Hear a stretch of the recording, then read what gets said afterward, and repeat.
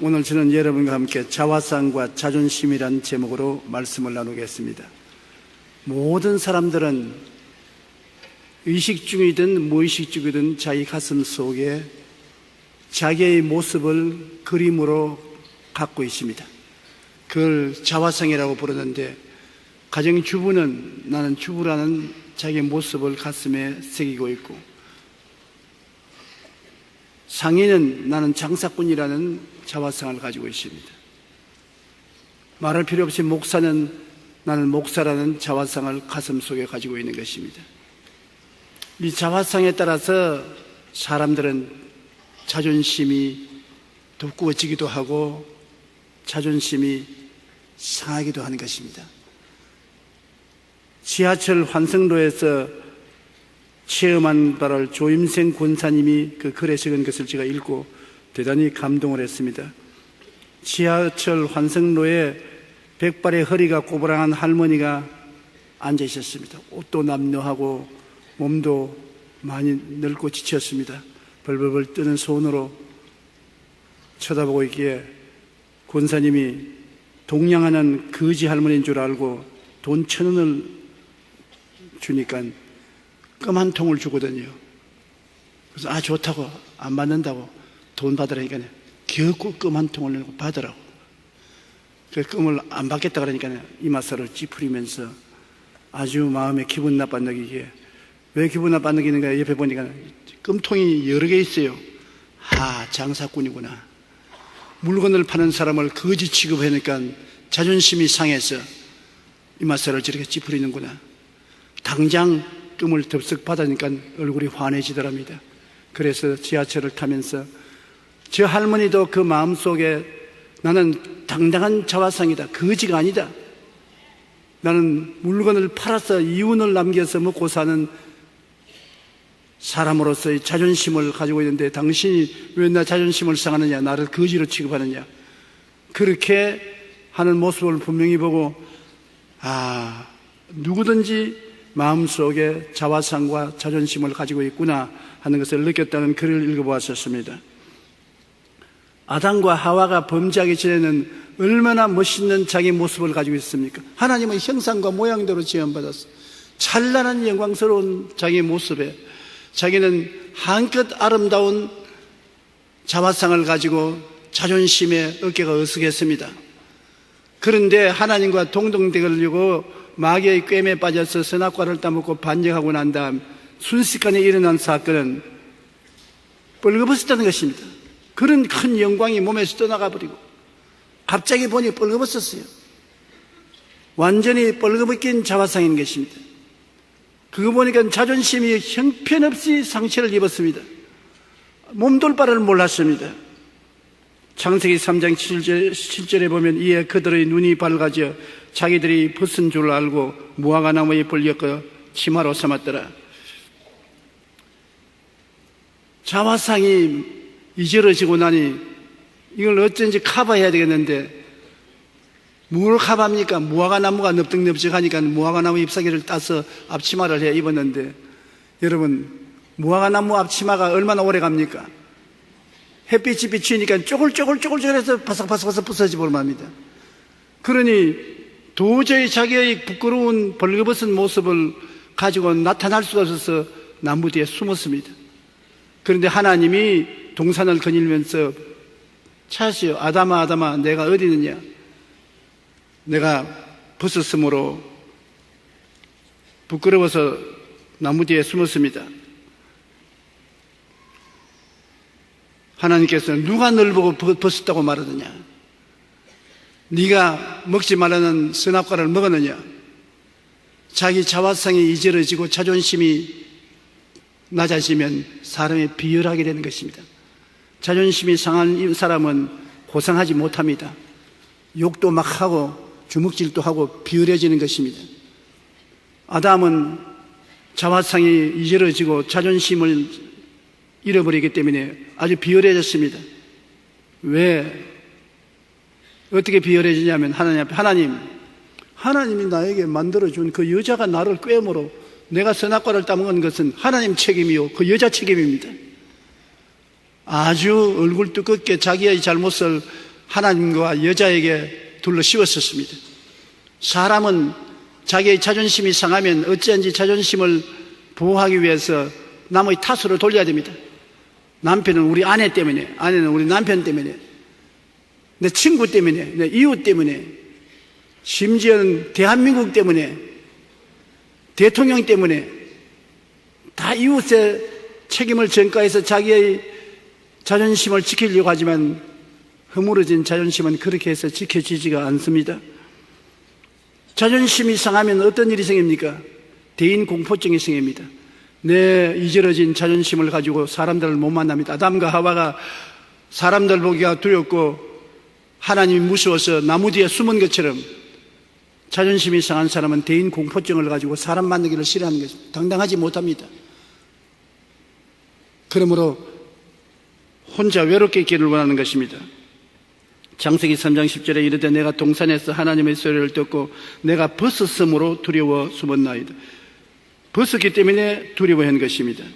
안 벗었으면 두렵지 않을 것인데, 그러면 우리도 우리 자화상을 잃어버리고 자존심이 상하면은 두려워하고 우리 자신을 숨게 되는 것입니다. 온갖 변명을 다 하는 것입니다. 그리고 책임을 다른 사람에게 전가시키는 것입니다. 창세기 3장 12절로 13절에 아담이 이르되 하나님이 주셔서 나와 함께 있게 하신 여자 그가 그 나무 열매를 내게 주므로 내가 먹었나이다. 야훼 하나님이 여자에게 이르시되 내가 어찌하여 이렇게 하였느냐. 여자가 이르되 뱀이 나를 꿰므로 내가 먹었나이다. 한 사람도 내 책임이라는 사람은 없습니다. 아담은 사실 부인이 선악과를 주므로 받아 먹기는 먹었습니다. 그러나 안 먹을 수도 있는 것입니다. 근데 부인이 여보 이거 먹으시오. 그러니까 좋다. 받아 먹었습니다. 요 사이도 부인이 주는 걸 안 받아 먹는 남편 별로 없어요. 그러므로 장가 잘 떨어야지 세속적인 부인을 만나면 세속적으로 끌려갑니다. 또 열심히 예수 잘 믿는 아내 만나면 교회로 끌려오게 되는 것입니다. 별 도리 없이 교회로 끌려오게 돼요.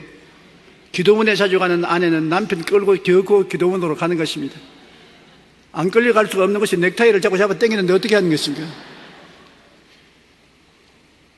그 여자에게는 네가 왜 선악과를 먹고 남편에게 주었냐? 뱀이 꿰기 때문에, 사탄이 꿰기 때문에 그렇습니다. 사람들은 상한 자화상을 어찌하는지 고치고 자존심을 치료하려고 다른 사람의 책임으로 전가시키는 것입니다. 오늘날 사람들이 자화상이 이절어지고 자존심이 상처를 입으면 못 삽니다. 자기를 상실하고 마는 것이니까. 사람들 앞에 설 수도 없고 무화과나무 잎 같은 변명을 만들어서 앞치마를 만들어 입어도 쭈글쭈글해지고 말고 있을 곳이 없습니다. 그렇기 때문에 사람이 술을 마시게 되고 폭력을 행하게 되고 반항적이 되고 비열하게 될 수밖에 없는 것입니다. 어느 정신수양소에 있던 일입니다. 의사가 한 정신병 환자의 방으로 들어가는데 환자가 가만히 있지 못하고 분주했습니다. 옷장을 뒤지고 서랍을 뒤지고 서랍을 열었다가 닫았다고 침대 밑을 들여다서 뭘 찾고, 그래서 의사 선생님이 여보시오 뭘 한다고 그렇게 부지런히 찾고 있습니까? 딱 의사를 쳐다보면서 선생님 나는 나를 잃어버린 사람입니다. 나를 좀 찾아주십시오. 내가 어디 있습니까?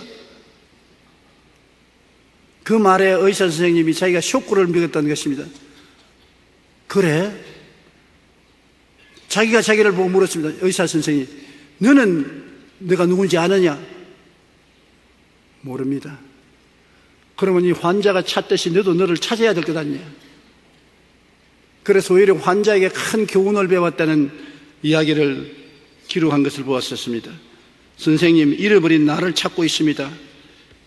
이 말이 오늘날 모든 사람들이 마음속에서 외치는 말인 것입니다. 내가 누군가? 어디서 와서 왜 살며 어디로 가는가? 나를 찾아주십시오. 그것이 소리 없는 외침인 것입니다. 고대 헬라 철학자인 탈레스는 이 세상에서 가장 어려운 일은 자신을 아는 것이고 가장 쉬운 일은 남의 흉을 보는 것이라고 말하셨습니다. 자기를 아는 것은 굉장히 힘이 들어요. 그러나 남 흉보라면 아주 힘들지 않아요. 믿든지 말든지 참이든지 거짓든지 상관없이 막 남의 흉을 보는 것입니다.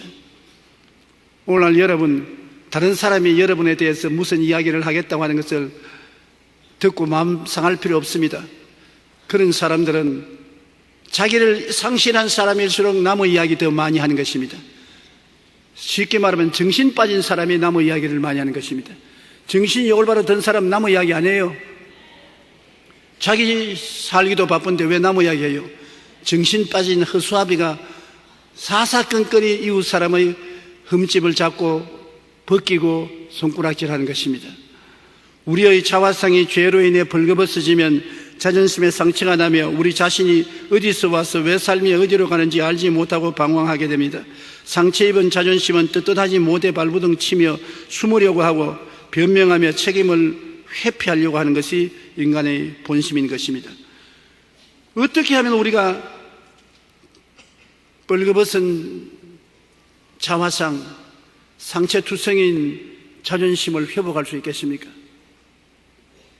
예수님이 이 세상에 오신 것은 우리 대신 벌거벗고 십자가에 못 박이기 위해서 오신 것을 우리가 알아야 되는 것입니다. 하나님의 아들이 사람의 아들로 태어났다는 것은 높은 데서 엄청나게 낮아진 곳으로 온 것인 것입니다. 하나님이 사람은 어떤 사람도 타락하기 전에 사람이 아닌 것입니다. 죄를 짓고 불의하고 추악하고 버림을 받아야 마땅한 아주 흉악한 것이 인간인 것입니다. 영적으로 죽었고 마음으로 부패 부정하고 허물투성이고 냄새가 나는 그런 사람 세계로 내려오게 된 것입니다. 나는 어릴 때 아주 우스갯소리를 들었는데 지금 자꾸 그 생각이 나요. 우리 아래채 아주 시골에 태어나서 시골에서 노동 일을 하다가 세상을 떠난 신손이라는 분이 있었습니다. 성은 신가고 이름이 뭔지 모르기 때문에 손이라고 했습니다. 신손. 그런데 또 자기 비슷한 부인하고 결혼을 했어요.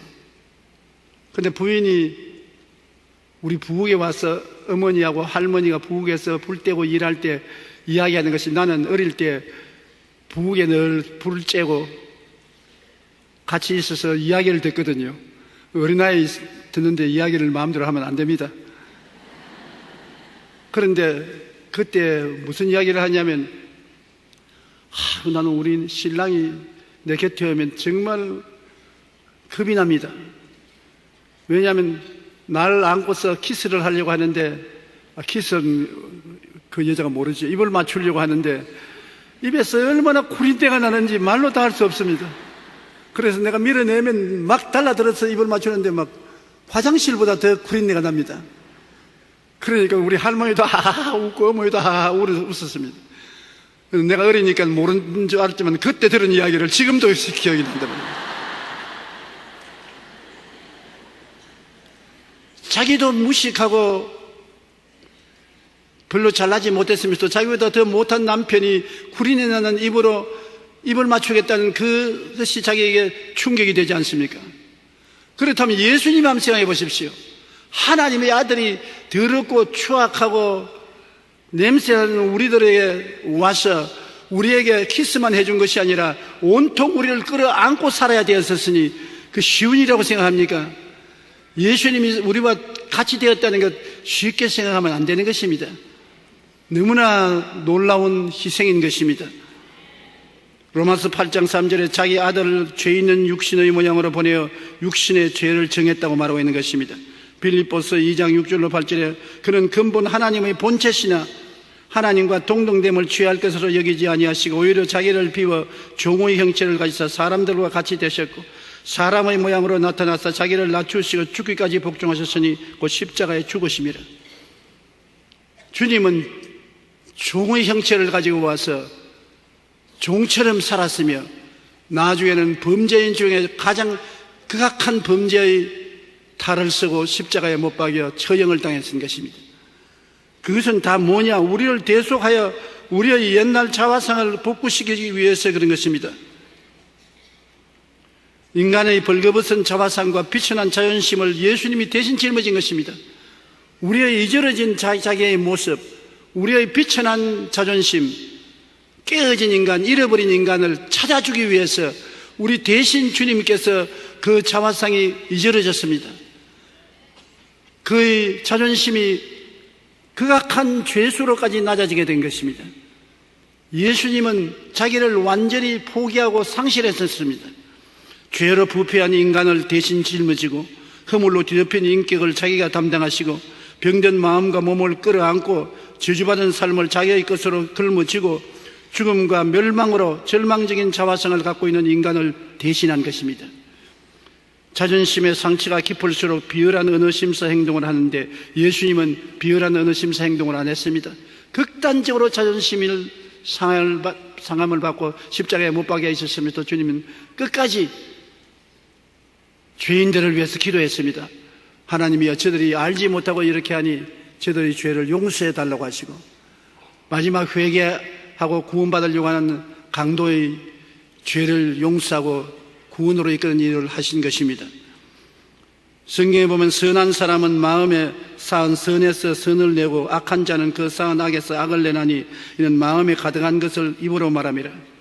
마음의 자화상이 잊어지고 자존심이 상한 사람은 잊어지고 상한 것만 입으로 밖으로 나오는 것입니다. 욕을 하고 분노하고 시기하고 질투하고 쌍말을 하고 부패한 말을 합니다. 왜냐하면 자기의 자화상이 잊어지고 자기의 자존심이 땅에 떨어졌기 때문인 것입니다. 그러므로 인격이 아주 비열하고 비참한 사람은 여러분, 자기를 잃어버린 사람이구나, 그렇게 알아야 되는 것입니다.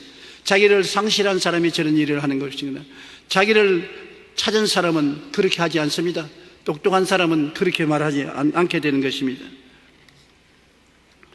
예수님은 나를 위한 대속의 고통을 당하는 것입니다. 한번 따라 말씀해주세요. 예수님은 나를 위하여 십자가에 못 박혔다. 그러므로 저는 여러분을 끌어안고 나를 끌어안고 십자가에 못 박히기 때문에 예수 죽음을 내 죽음으로 알아야 되는 것입니다. 이사야 53장 7절로 11절에 그가 곤욕을 당하여 괴로울 때에도 그 입을 열지 아니하였으며 마치 도수장으로 끌려가는 어린 양과 털 깎는 자 앞에서 잠잠한 양같이 그 입을 열지 아니하였도다. 그는 곤욕과 신문을 당하고 끌려갔으나 그 세대 중에 누가 생각하기를 그가 살아있는 자의 땅에서 끊어지면 마땅히 형벌받을 내 백성의 허물 때문이라 하였으리요. 그는 강포를 행하지 아니하였고 그 입에 거짓이 없었으나 그의 무덤이 악인들과 함께 있었으며 그가 죽은 후에 부자와 함께 있었도다. 야훼께서 그에게 상함을 받게 하시기를 원하사 질고를 당케 하셨은즉 그 영혼을 속은 제물로 드리기에 이르면 그가 시를 보게 되며 그의 날은 길 것이요 또 그의 손으로 야훼께서 기뻐하시는 뜻을 성취하리로다. 그가 자기 영혼의 수고한 것을 보고 만족해 여길 것이라. 나 의로운 종이 자기 지식으로 많은 사람을 의롭게 하며 또 그들의 죄악을 친히 담당하리로다. 예수님께서 그 영혼이 수고를 해서 얻은 여러분을 보시고 오늘 만족하게 여기시는 것입니다. 엄마가 상고의 고통 가운데서 어린애기를 낳고 나면 그 핏덩어리를 품에 안았을 때 마음에 얼마나 만족하게 느끼고 기쁘게 느끼는 그 심정을 아마 가지고서 예수님을 보면 예수님의 마음을 알 수 있을 것입니다. 예수님이 자기 영혼을 곤혹하게 한 것은 말로 형용할 수 없어요. 이 세상에 살아있는 존재가 당한 고통의 극한적인 고통을 예수님은 자원해서 짊어졌습니다. 예수님이 원치 않았었으면 여러분 절대로 십자가에 올라가지 않습니다. 그가 죽은 지 나흘이 되어 냄새나는 나사로도 말 한마디에 살려 올리신 건데 폭풍과 일어난 바다의 파도도 잠잠하게 하신 주님, 그를 잡으려고 하는 사람에게 내가 너에게 명하노니 물러가라가 했으면 순식간에 전부 다 쓰러졌을 것인데 주님은 잠잠하게 묶는 자에게 손을 내놓고 때리는 자에게 어깨를 내놓고 몸 빡는 자에게 손을 펼쳐준 것은 여러분과 나를 구원하고자 하는 그 뜨거운 열정 때문인 것입니다. 사랑 때문에 우리를 하나님의 자녀로서의 자화상과 자존심을 회복해 주시기 위해서 자기가 우리의 깨어지고 이질어지고 짓눌린 자존심을 대신 담당하신 것입니다. 사람으로 대접받지 못했습니다. 짐승도 예수 그리스도처럼 처참하게 대접하지는 않았을 것입니다. 그렇게 비참하게 주님 죽으신 것을 우리는 항상 생각하고 감사해야 될 것인 것입니다. 기독교의 복음이라는 것이 왜 위대하냐면 기독교의 복음은 종교가 아닙니다. 철학이 아닙니다. 의식이 아닙니다. 형식이 아닙니다.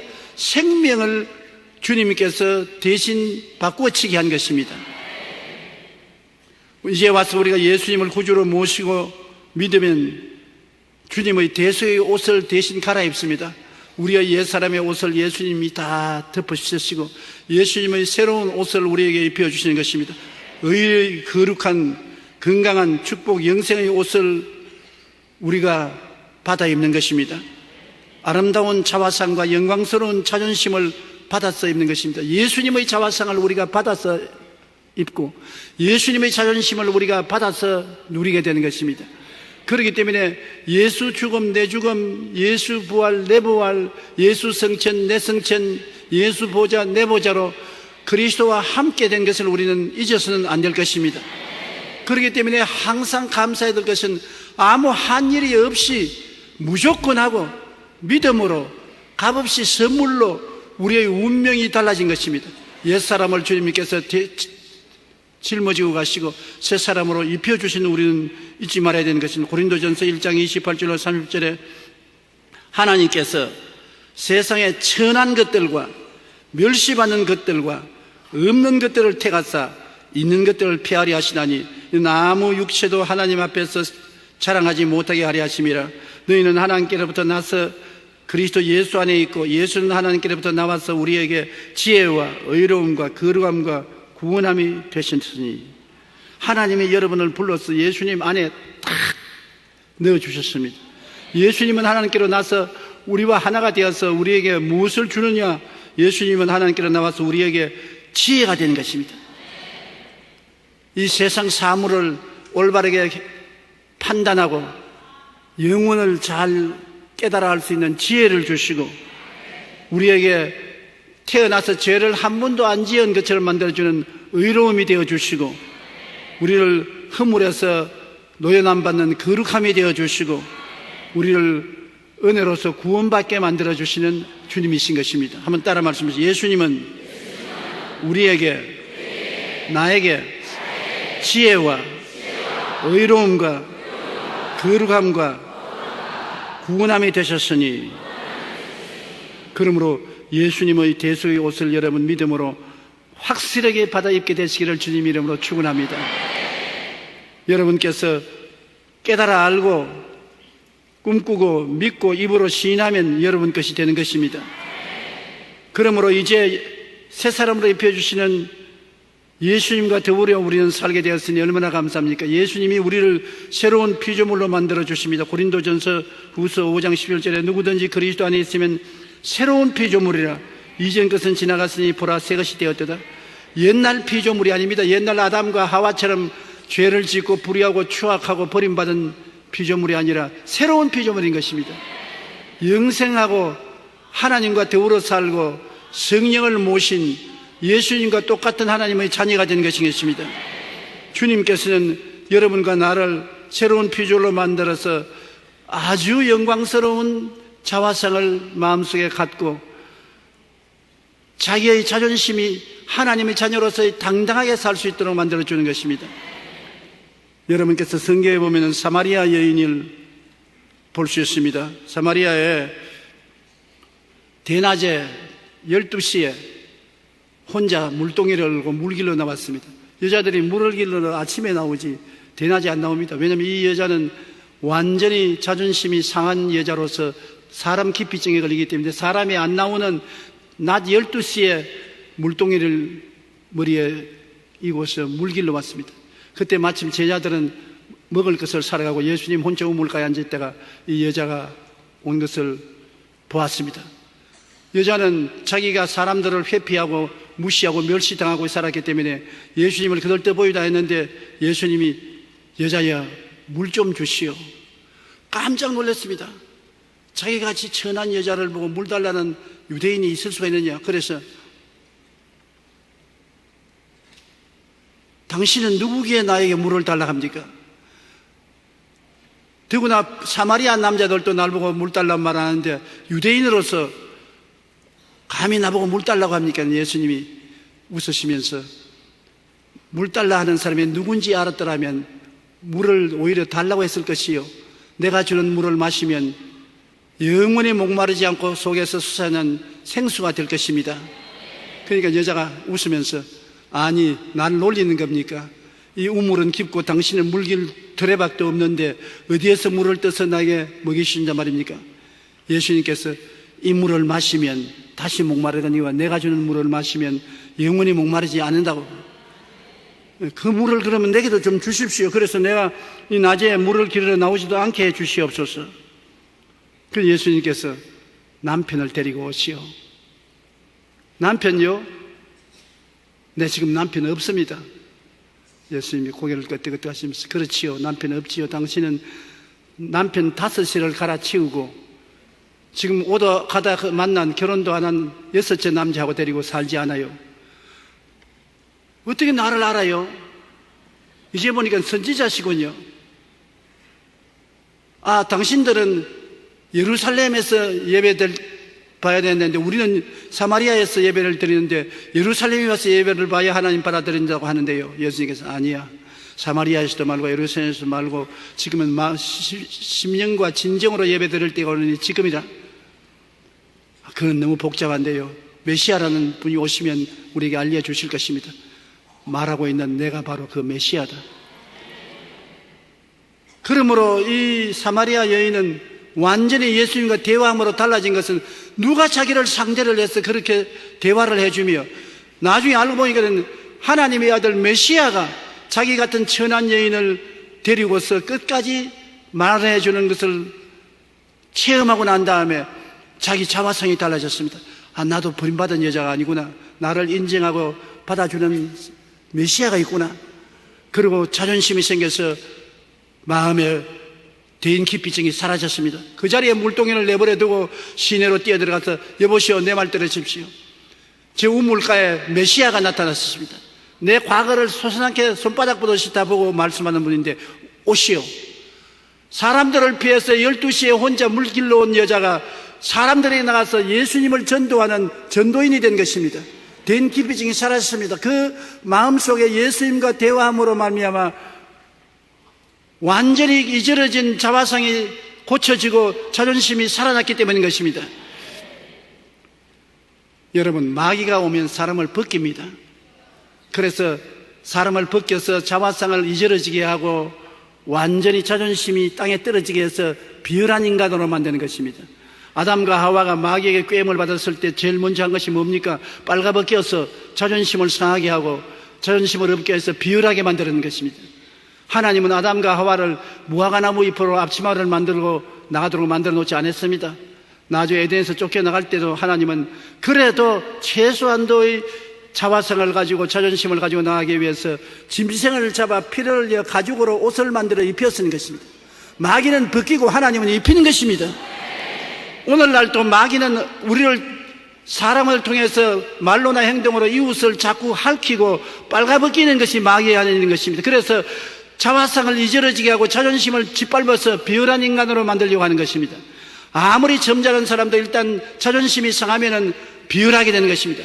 비열하게 되면 앞뒤를 가리지 않습니다. 같이 욕하고 삿대질하고 온갖 흉측한 일을 다 저지를 수 있게 되는 것입니다. 예수님께서 이 사마리아 여인을 데리고서 정지하거나 벗기지 않았습니다. 만일 율법사나 바리새인을 만났더라면 이 여자야, 남편을 5이나 갈아제끼고 6째 데리고 사는 이 사기꾼이요, 창녀야, 그렇게 말해주면 벗기지 않습니까? 공격하지 않습니까? 예수님이 한 번도 창녀는 말하지 않습니다. 그냥 예수님께서 너는 5번째 남편하고 이별하고 6번째 남자하고 사는데 결혼하지 않은 남자하고 동거하고 있다, 그 말을 했지, 주님께서 이 여자를 욕하지 않았습니다. 정죄하지 않았습니다. 제일 중요한 것이 마귀는 오면 정죄합니다. 있는 죄도 정죄하고 없는 죄도 만들어내서 정죄합니다. 너는 죄를 짓고 불의하고 추악한 놈이다. 그래서 사람들도 만나지 못하고 하나님께 못 선다. 용기를 빼앗고 절망하게 만들어주는 것입니다. 그러나 예수님은 절대로 정죄하지 않습니다. 예수님은 언제나 용서와 사랑으로서 입혀주시는 것입니다. 옛날에는 하나님께서 짐승을 잡아 가죽옷을 입혀주었지만 이제는 짐승을 잡아 일시적인 가죽옷을 입혀주는 것이 아닙니다. 예수님은 자기의 생명의 옷을 입혀주시는 것입니다. 우리가 죄를 짓고 불의하고 추악하고 버림을 받아야 마땅함에도 불구하고 죄지은 그대로 못난 그대로 빈손 그대로 나오면 주님께서 우리를 끌어안아서 옛사람을 청산하고 자기의 생명으로 새 사람을 만들어 주시는 것입니다. 그러므로 우리 예수 그리스도를 믿고 구원받으러 나온 사람은 마음에 강하고 담대한 마음을 가져야 되지 위축되고 두려워할 필요가 없는 것입니다. 바리새 교인이나 사두개 교인이 간음하다가 현장에 잡힌 여자를 돌로서 치려는 그러한 예수님은 아니신 것입니다. 종교가 사람을 정죄하고 죽이려는 것은 율법주의적인 것이요 하나님의 뜻이 아닌 것입니다. 예수님이 그 여자에게 나는 너를 정죄하지 아니한다. 집에 돌아가서 다시 죄 잊지 말라. 용기와 희망을 주셨지 절망을 갖게 만들어주지 아니한 것입니다. 여러분, 우리 하나님께서 우리에게 어떤 자화상을 주신지 한번 알아볼까요? 여러분과 내가 하나님께 나올 때 어떻게 만들어주신지 베드로전서 2장 9절로 10절 다 같이 한번 읽어보십시다. 그러나 너희는 택하신 족속이요 왕같은 제사장들이요 거룩한 나라요 그의 소유된 백성이니 이는 너희를 어두운 데서 불러내어 그 기이한 빛에 들어가게 하신 이의 아름다운 덕을 선포하게 하려 함이라. 너희가 전에는 백성이 아니더니 이제는 하나님의 백성이요 전에는 긍휼을 얻지 못하였더니 이제는 긍휼을 얻은 자니라. 한번 따라 말해서 나는 택함 받은 족속이요 왕과 같은 제사장이요 하나님의 거룩한 나라요 하나님의 소유된 백성입니다. 전에는 긍휼을 얻지 못했더니 이제 긍휼을 얻은 사람이 되었었습니다. 엄청나게 다른 사람이 되지 않았었습니까? 여러분의 모습이 이렇게 달라진 것입니다. 그러므로 여러분은 그만한 자존심을 가져야 되는 것입니다. 긍지를 가져야 되는 것입니다. 자기 자랑을 하나님 앞에 할 수 있어야 되는 것입니다. 자기가 그렇게 훌륭한 사람인 줄 알면은 다른 사람 대할 때 훌륭하게 대하지 야비하게 대하지 않습니다. 자기가 깡패요 폐인으로 생각하면 다른 사람을 대할 때도 그렇게 대합니다. 그러므로 사람은 자기의 모습인 자화상과 자기의 자존심에 따라서 어느 심사 행동을 하게 되는 것을 알 수 있습니다. 우리가 죄수들을 감옥에 가둬놓고 난 다음에 항상 욕이나 하고 주먹질이나 하고 난 다음에 임기가 차서 내보내면 나가서 당장 그대로 죄 짓습니다. 사회에 대한 반항을 가지고 대적적인 행동을 합니다. 왜냐하면 삐뚤어진 자화상에 상처를 입은 그대로 나오니까 야비하게 된단 말입니다. 그러나 감옥에 있을 때 예수를 믿게 되고 주님이 인간 대우를 해주시는 모습을 보고 변화되어 나와서 주의 종도 되고 자선사업하는 사람도 되고 훌륭한 사람 된 사람이 많은 것입니다. 그렇기 때문에 우리 기독교 교회들이 합쳐서 기독교 교도소를 세운 것은 교도소에서 사람 때려잡는 곳이 되지 말고 사람을 치료해서 훌륭한 자화상, 훌륭한 자존심을 가지고 임기를 마치고 나가서 사회에서 변화된 사람이 되라고 그렇게 하는 것입니다. 자기를 보는 모습이 달라지고 자기의 느낌이 달라지면 사회생활에 나서 변화된 삶을 살게 되는 것입니다. 우리는 고상한 자존심이 마음속에 생겨난 것을 알게 되면 새 사람이 된 자화상을 알고 새 자화상을 상상하고 꿈꾸며 기적적으로 변화된 것을 믿으며 자기가 어떤 사람이 된가를 고백해야 되는 것입니다. 벌거벗을 때와 대속의 고귀한 옷을 입을 때 자존심이 치료되고 두려움이 극복되고 자존심이 치료되고 건강하면 긍정적이고 행복한 인격으로 변화되는 것입니다. 긍정적이고 행복한 인격이 되기 위해서는 먼저 자기의 모습이 달라져야 되고 자기 자존심이 달라져야 되는 것입니다. 모습이 이저러지고 파괴된 자기 모습을 가진 사람이 자존심이 있으면 행복이 있을 택이 없습니다. 자존심이 달라지고 자화성이 달라져야 되는 것입니다. 그것이 어디에서 달라집니까? 십자가 밑에 나와서 달라지는 것입니다. 하나님이 여러분을 인정해 주시는데요, 하나님이 여러분을 하나님의 자녀로 인정해 주니까 자기의 모습이 얼마나 훌륭합니까? 그리고 예수님이 여러분을 사랑해서 자기의 몸과 피를 다 쏟아서 구원을 시켜주시니 여러분은 얼마나 귀한 존재요, 얼마나 고귀한 존재인 것입니까? 십자가 밑에 나와서 여러분 짐을 풀어놓고 보면 여러분은 고귀한 자화상을 얻게 되고 고귀한 자존심을 갖게 되어서 말이 달라지고 생각이 달라지고 행동이 달라지고 발걸음이 달라질 수밖에 없는 것입니다. 속 사람이 달라지는데 그 사람이 그것이 안 나타날 수가 없는 것입니다. 벌거벗을 때와 대소의 고귀한 옷을 입을 때 완전히 다른 사람이 되는 것입니다. 아담과 하와가 벌거벗을 때는 자기 마누라도 고소하고 하나님도 책임을 전가시키는 비열한 인간이 되었지 않습니까? 그러나 예수 그리스도에서 우리가 새로 지음을 받은 새 사람이 되고 난 다음에는 내가 고상하니 고상한 말을 하고, 내가 존귀하니 존귀한 말을 하고, 내가 하나님의 자녀가 되었으니 자녀답게 살 수밖에 없는 것입니다. 변화된 사람에게 변화된 역사가 나타나는 것입니다. 우리는 천국 자화성을 항상 신분증처럼 마음에 간직하며 고상한 자존심을 가지고 살아야 되는 것입니다. 그렇게 하면 열등의식이나 패배감이나 절망감을 이기고 하나님과 함께 동행할 수가 있는 것입니다. 나는 하나님 곁에 못 나갑니다. 나는 겁이 나서 나갈 수 없습니다. 그렇게 할 수 없습니다. 예수 보혈로 말미암아 나는 하나님의 자녀가 되고 하나님 자녀처럼 생각하고 말하고 행동하기 때문에 하나님과 함께 살아갈 수가 있는 당당한 자화상을 가지고 살아갈 수가 있는 것입니다. 똑같은 물건이라도 누구의 소유에 따라 그 가치가 엄청난 차이가 있습니다. 피카소의 그림은 잘못 그려서 버린 것조차 집 한 채 많은 값이 될 정도입니다. 자기가 그렸다가 그림이 마음에 안 맞아서 쓰레기통에 버린 것, 그걸 주워 쓰이는 사람이 요사이 집 한 채 많은 값을 가지고서 팔아먹는 것입니다. 미국 제16대 대통령 아브라함 링컨은 앉았던 글상이 너무나 값이 비싸서 값으로 헤아릴 수 없어서 오늘날 보물로 국가에서 보존하고 있습니다. 링컨 대통령이 앉아있는 글상이었는데 그 글상에 링컨 대통령이 세상 떼고 난 다음 무슨 특별한 가치가 있겠습니까? 그러나 링컨 대통령이 앉았던 글상에는 그 생각이 보물로 만들어준 것입니다. 심지어 지난 2009년에 엘비스 프레슬리라는 노래 잘하는 사람이 있지 않습니까? 그 군대에 가기 위해서 긴 머리를 잘랐는데요, 오늘날 그 머리카락 뭉치가 돈덩어리가 되었던 것입니다. 뭉치 한 단에 1,700여만 원입니다. 그래 이발사는 왔다죠. 우리 머리는 깎아가지고서 쓰레기통에다 넣어버리는데 엘비스 프레슬리의 머리카락은 그래도 이발사가 기념으로 깎아가지고 놓아뒀던 것이 이제는 돈다발이 되고 마는 것입니다. 머리카락이 달라졌습니까? 아닙니다. 그 머리카락이 누구의 머리카락인가에 따라서 그렇게 달라지는 것입니다. 여러분은 어떻습니까? 우리는 예수님의 십자가의 대속의 옷을 입고 하나님의 소유가 되었었습니다. 그러니 가치가 있단 말입니다. 여러분이 가치가 있는 게 아니라 예수님이 엄청난 가치 있는 분 아닙니까? 하나님의 아들 아닙니까? 하나님이 아들로서 보좌 우편에 앉게 하시고 천군 천사가 그 앞에 복종하는 하나님의 아들, 그 아들과 동등한 위치에 있게 되었으니 예수님의 이름을 사용할 수 있다는 것이 얼마나 가치 있는 것입니까? 여러분, 보통 사람으로 보지 마십시오. 한번 따라 말해서 나는 이래봬도 하나님의 자녀이다.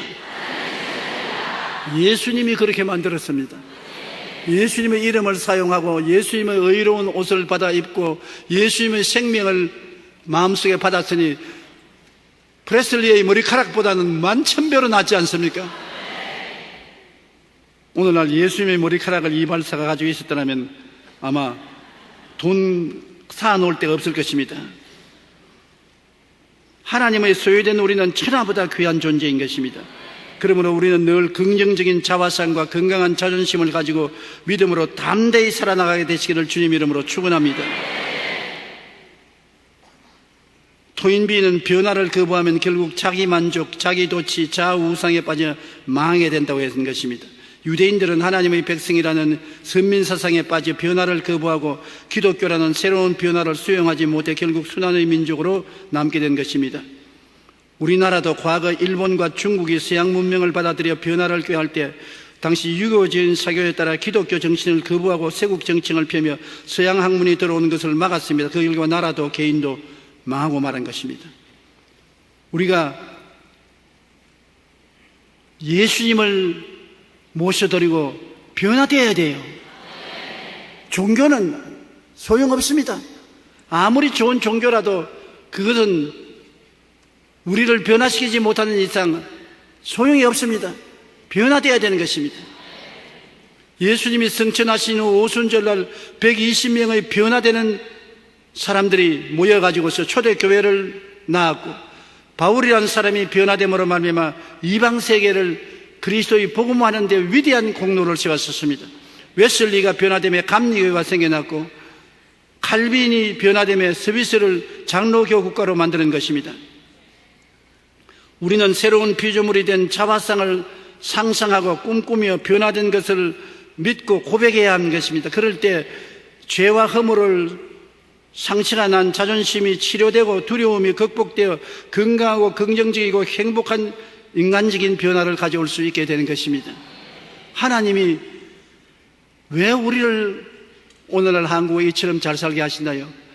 짧은 60년 내에 국민소득 60달러에서 오늘날 근 3만 불에 가까운 국민소득을 가진 세계 20대 선진국에 들어가게 만들었으니 기적 아닙니까? 내가 일본에 이번에 부흥회할 때 일본에 지식인 한 사람이 나를 자꾸 만나자고 해서 만나니까 대화를 좀 하자 그랬지. 그래 앉더니 나를 이상하게 쳐다보더니 한국 사람들은 요술방망이 아닙니까? 그래요. 왜 그러냐니까 나는 나의 세대에 100년 내에 한국이 일본을 따라잡으려고는 꿈도 못 꾸었었습니다. 한국이 어떻게 일본의 미쓰비시 자동차를 따라잡을 수 있습니까? 세계적인 자동차 회사를 어떻게 따라잡습니까? 그런데 하루 저녁 자고 보니 현대가 미쓰비시보다 앞서고 말았었습니다. 그 다음 배는 일본이 세계에서 제일 많이 생산하고 좋은 배를 만드는데 지금은 한국이 세계에서 제일 좋은 상선도 만들고 호화선도 만들고 군함도 만들고 잠수함도 만들고 이거 웬일입니까? 또 그거는 제쳐놓고라도 옛날에 일본이 만든 라디오면 따라올 천하의 장사가 없었는데 지금은 라디오가 뭡니까? 전기 모든 기구와 텔레비와 인터넷 제품은 한국이 일본을 훨씬 제끼고 세계적인 것이 되고 마는 것입니다.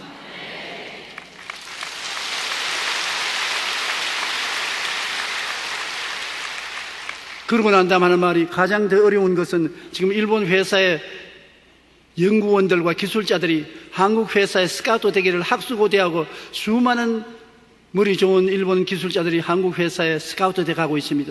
이것이 큰일입니다. 그러면서 하는 말이 뭐냐면 이야기 좀 해 주십시오. 한국에 왜 이런 일이 일어났습니까? 그것도 한 100년이나 걸렸어 몰라도 눈 깜짝할 사이에 자고 나니까 이렇게 달라졌는데 왜 이랬습니까?